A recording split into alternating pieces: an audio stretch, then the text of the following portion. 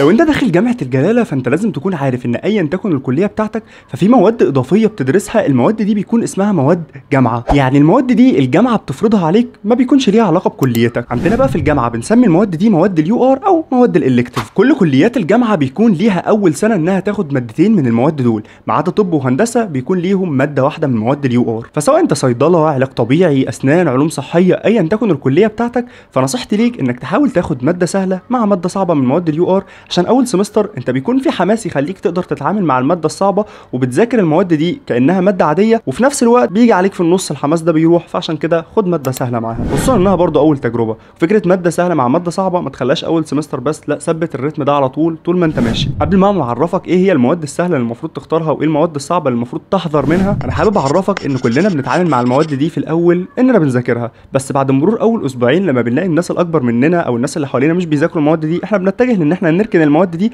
ونبدا نشوف الحاجات التانية اللي هي مواد الكليه بتاعتك. اكيد مثلا مش هسيب ماده الاورجانيك اللي هي الكيمياء العضويه واروح اذاكر الهيومن رايت حقوق الانسان. الموضوع بيبقى بالنسبه لك كده. بس اللي عايز اقوله لك، المواد دي بتضاف للجي بي اي وبيكون ليها ساعتين كريدت اور، يعني يا صديقي بيكون ليها تاثير في الجي بي اي بتاعك والتقدير العام بتاعك. يعني حاول ما تشيلش المواد دي من فكرك، او مثلا تقول دي ماده سهله واركنها. حاول تحولها منها بتكون نقطه ضعف لاغلب الطلبه بسبب ان احنا بنركنها، لانها نقطه قوه ليك ان انت تكون بتذاكرها وغيرك لا. واللي انا عايز اقوله لك ان المواد دي مش بتكون صعبه ابدا، المواد دي بتكون سهله جدا جدا فوق ما تتصور، لكن كل ما في الموضوع اننا بنركنها عشان نذاكر مواد كلياتنا، فعشان كده بنواجه صعوبتها. يعني صعوبتها مش في الماده نفسها قد ما هي صعوبه ان احنا نذاكرها. عموما مواد اليو ار اللي معاك هم 10 مواد. بالنسبه للثلاث مواد السهلين، اول ماده هي ماده العربي. الماده دي مش بتكون حتى ربع عربي ثانويه عامه، فبتكون سهله، خصوصا ان انت لو كنت يعني ثانويه عامه عادي، فبالنسبه ليك موضوع العربي ده مفيش اسهل منه. لو انت هتاخد ماده العربي فنصيحتي ليك ان انت هيقع ما بينك اختيارين ما بين دكتورين، دكتور مجدي ودكتور خالد. نصيحتي ليك اختار دكتور مجدي لانه مش بياخد اتندنس، فالموضوع ده بيبقى لذيذ.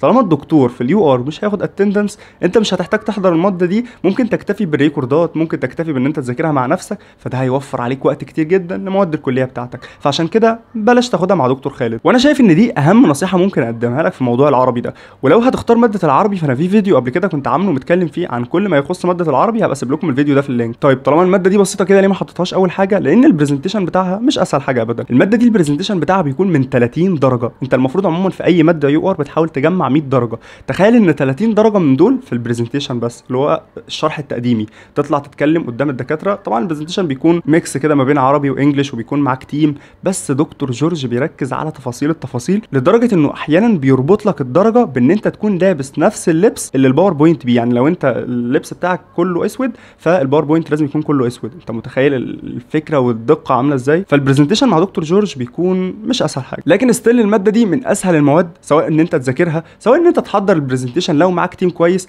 ايا يكن فالماده دي مش صعبه ابدا. طيب تحل مشكله البرزنتيشن ازاي؟ بسيط جدا. تحل مشكله البرزنتيشن دي ازاي؟ اول ما الدكتور يقول يا جماعه هنبدا نقسم تيمات، اتاكد ان انت تكون مع تيم شاطر مش مع تيم صحابك، لان الموضوع بيفرق جدا. فكون التيم اللي معاك كويس، الموضوع ده هيبقى انت ضامن الدرجه وانت مرتاح حتى لو انت مش احسن حاجه في الموضوع ده. تالت ماده معانا هي ماده الانوفيشن. بص، ماده الانوفيشن او ماده رياده الاعمال دي هي واحده من المواد اللي ممتعه وهتستفيد بيها جدا، ولو انت دماغك ليها علاقه بقى بالبيزنس والمجال ده فالماده دي هتفيدك جدا. زائد ان انا عايز اقول لك بيبقى فيها كميه تجارب وكميه منح ممكن تاخدها لو انت اجتهدت في الماده دي، بتكون حلوه جدا. زائد ان انا عايز اقول لك ان دي من ضمن الحاجات اللي فيها الشراكه ما بين جامعه اريزونا في امريكا وجامعه الجلاله في مصر. فانت لما بتاخد الماده دي المفروض بتستلم شهاده من جامعه اريزونا، فالشهاده دي بتكون مهمه جدا في السي في بتاعك. الماده دي مش بيكون فيها ميد ترم، لكن للاسف فيها اتندنس، لازم تنزل تحضر كل المحاضرات، ولو غبت هتنقص. البروجكت بتاعها بيكون عباره ان انت تطلع باي فكره تجاريه تقدر تطلع منها بفلوس تعرضها قدام الدكتور، ومهم جدا ان انت تقدر تقنع دكتور راشد، واللي انا عايز اقول لك يعني مش سهل ابدا تقنعه. لكن اوفر اول الماده دي من المواد اللي تعتبر فعلا ماده سهله، او على الاقل مقارنه بباقي المواد اللي انا هتكلم عليها دلوقتي. اللي انا قلتهم لك دول هم المفروض الثلاث مواد السهلين اللي في الجزء الاول. الجزء الثاني اللي انا هحكوا لك ده المفروض المواد الصعبه اللي انت المفروض تعمل دمج بقى كل سمستر ما بين ماده سهله وماده صعبه. طالما هنتكلم على المواد الصعبه فلازم اول ماده نتكلم عنها هي ماده الكلايمت. الماده دي من اسوأ المواد اللي مرت عليا في اليو ار كلهم. انا عايز اقول لك انا شخصيا مفيش ماده يو ار درستها ونزلت فيها عن الايه اللي هو الامتياز الا ماده الكلايمت. ماده الكلايمت من اصعب المواد، وبجد لو في حاجه هنصحك بيها ان الماده دي لو انت هتاخدها تكون عارف بجد ان انت هتذاكر من اول لحظه لاخر لحظه، وان انت ابدا ما تفكرش تركن الماده دي. يعني اتعامل معاها على انها ماده كليه ليك، لان بجد الماده دي ماده رخمه في الميد، رخمه في الفاينل، بيكون امتحاناتها مش سهله ابدا. الماده مش سهله بجد، لدرجه ان انا واحد كنت داخل بدور على ان انا اجيب امتياز في الماده في امتحان الفاينل، خارج من امتحان الفاينل بدور على درجات النجاح. والله انا هفتكر من ضمن الافيهات اللي اتقالت ما بين انا وزمايلي واحنا بنراجع الامتحان بعد ما خرجنا، ان احنا كنا بنعد درجات النجاح، ففي حد لقيته بيقول ايه ده، هو المفروض هيخسر في التحدي دلوقتي هيشيل الماده. فالموضوع بجد كان كوميديا سودا. الماده دي يعني واحده من المواد اللي انت.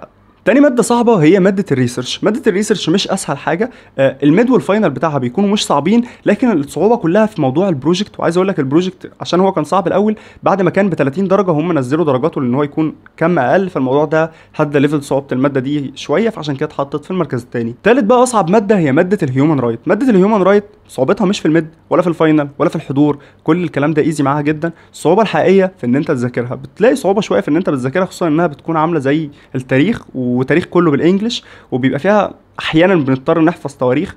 الموضوع بيكون رخم شويه في المذاكره، لكن مع ذلك الماده اوفر اول سهله. اخر حاجه بقى عايز اقولها لك، طالما انت في جامعه الجلاله ما ينفعش ما تكونش في جروب كبسولات عبد الرحمن. الجروب ده عايز اقول لك انقذنا كلنا بما فيهم انا شخصيا.